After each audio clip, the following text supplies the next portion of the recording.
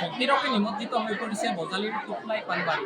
প্ৰতি বছৰৰ সমান্তৰালভাৱে এইবাৰো তিনিদিনীয়া বৰ্ণাঢ্য কাৰ্যসূচীৰে টোপলাই পানবাৰীৰ কৈৱৰ্ত চুবাত শ্ৰী শ্ৰী মনসা পূজা উদযাপন কৰা পৰিলক্ষিত হৈছে।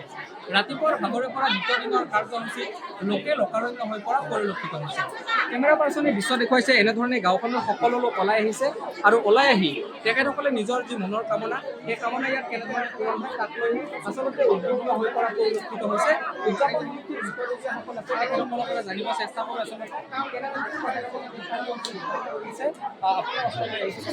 কি ক'ব কেইদিনীয়া কাৰ্যসূচী কি কাৰ্যসূচী ৰূপায়ণ কৰিছে? তিনিদিনীয়া বৰ্ণাঢ্য কাৰ্যসূচী আমি হাতত লৈছিলোঁ। আজি আমাৰ দ্বিতীয় কাৰ্যসূচী। যোৱাকালি আছিলে আমাৰ পূজা অৰ্চনা। প্ৰথম পিছবেলা পূজা অৰ্চনা হৈছিলে, তাৰপিছত নিশা আমাৰ নাগাৰা নাম আছিলে। আজি ৰাতিপুৱা আমাৰ জলাহৰণ কাৰ্যসূচী আছিলে। এতিয়া আমাৰ যজ্ঞ চলি আছে। ইয়াৰ পিছত আমাৰ মা মনসাৰ ভোগ আমি বিতৰণ কৰি তাৰপিছত পিছবেলা ওজাপালি প্ৰদৰ্শন আছে। এইবাৰ যিহেতু একাদশ তাৰিখে আচলতে পূজাখন অনুষ্ঠিত কৰিছে, ৰাইজৰ কেনেধৰণৰ সহযোগিতা আৰু কেনেধৰণৰ আচলতে ইয়াত উপস্থিত হৈছে আৰু তেতিয়া আচলতে কি কাৰ্যসূচী হৈছিল? সকলো ৰাইজৰে উপস্থিতি আমি লৈছোঁ আৰু যিখিনি হৈছে বহুত বেছি হৈছে আৰু আগৰ পৰা যিখিনি হৈছে এইবাৰ বহুত উন্নত হৈছে। বিভিন্ন ধৰ্মীয় অনুষ্ঠানত চৰকাৰে আচলতে বিভিন্ন ধৰণৰ সহযোগিতা আগবঢ়াই গৈছে। এই অনুষ্ঠানটোত চৰকাৰ প্ৰশাসনৰ পৰা কিবা আচলতে আঁচনি বা কেনেধৰণৰ ব্যৱস্থা গ্ৰহণ কৰিছে?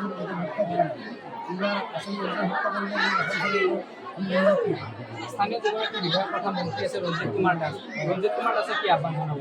ৰঞ্জিত কুমাৰ দাসৰ পৰা আমি 2 লাখ পাইছোঁ। আৰু কিবা আচলতে সমস্যা আছে নেকি আপোনাৰ? সমস্যা আমাৰ যিটো বহুত সমস্যা আছে। আমাৰ যিটো আছে কি প্ৰথম কথা আমাৰ বনবস্তু মোটামুটি আমাৰ এটা 7-8 লাখ টকা লাগে। এই 7 লাখ টকাটো আমি নহ'লে আমাৰ বনবস্তু কৰিব লাগে। এইবাৰ বনবস্তুবিলাকে আমি ইয়াতে যিটো আমাৰ সেইটো আমি কৰিছোঁ। আমি আশা কৰিছোঁ এইখিনি যাতে আগলৈ আমি কৰিব পাৰিম ৰাইজৰ পৰা তথা চৰকাৰৰ পৰা কাম বুলি আমি আশা ৰাখিছোঁ।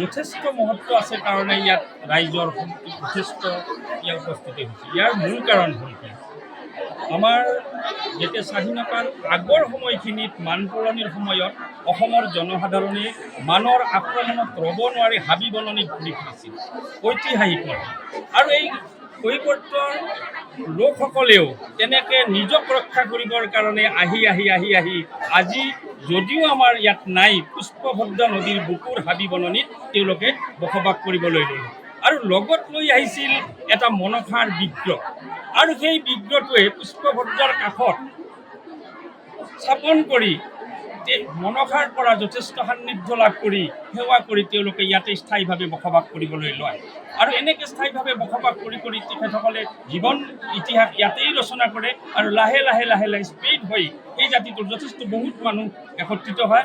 লগতে এই পূজাখনো ক্ৰমাগতভাৱে শ্ৰীবৃদ্ধি হৈ আজি 11তম বৰ্ষত আঞ্চলিকভাৱে গোটেই লোক জনসাধাৰণে বিভিন্ন জাতি ধৰ্মৰ লোক একত্ৰিত হৈ ইয়াত মনসা পূজা আমি পালন কৰা কৰিব লৈছোঁ। গতিকে এই মনসা পূজাৰ মাহাত্ম্য যথেষ্ট আছে কাৰণেই ভক্তসকলে ইয়াত আহি আগবাঢ়ি আহিছে।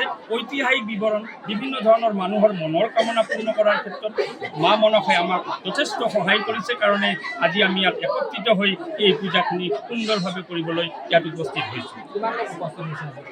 আজি যোৱাকালি অন্ততঃ 5-6 হাজাৰ মানুহ একত্ৰিত হৈছিল ৰাতি আৰু আজিও আমি 15 হাজাৰ মানুহৰ আমি চিন্তা কৰিছোঁ। লাহে মানুহ ভক্তবিলাক আহি আছে দুপৰীয়াৰ সময়ত আৰু 15 হাজাৰমান মানুহ ইয়াত নিশ্চয় হ'ব।